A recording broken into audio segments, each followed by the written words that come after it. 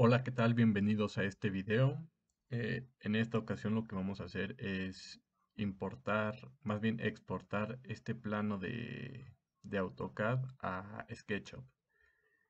Y bien, primero lo que tenemos que hacer es purgar estos planos, o eliminar todo lo que nos sobra.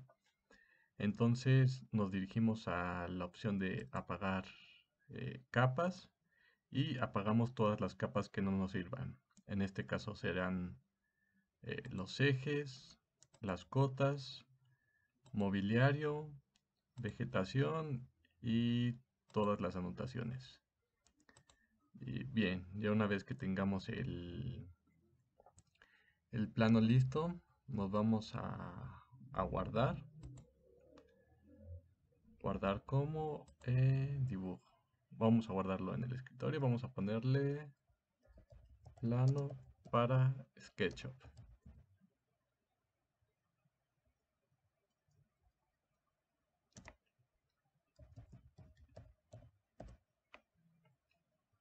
Perfecto. Vamos a guardarlo en la versión de 2018 para abajo para poder importarlo desde SketchUp y le damos guardar.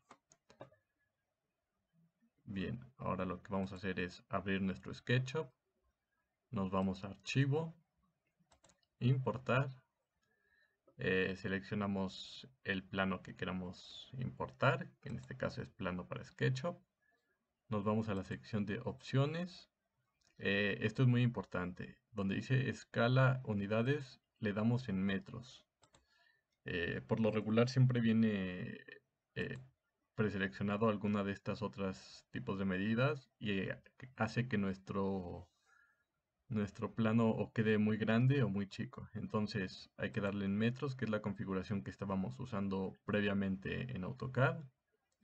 Damos a aceptar e importar. Estos son todos los datos con los que se nos está importando el archivo. Simplemente le damos cerrar y queda listo. Aquí queda nuestro plano escalado. Ahora, para verificar que sean las medidas correctas, hay que medir de este punto a este punto. Son 2.95. Nos vamos a AutoCAD y medimos este punto a este punto. Son 2.95. Entonces queda correcto nuestra escala. Y aquí ya está listo para empezar a levantar muros.